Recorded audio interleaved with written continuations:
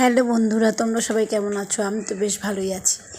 এই যে দেখো, রসুন, কালো জিরা আর কাঁচা লঙ্কা, এই তিনটা কাঠখোলার মধ্যে বেশ সুন্দর করে, মানে তেল ছাড়া কিন্তু খুব সুন্দর করে ভেজে নিলাম।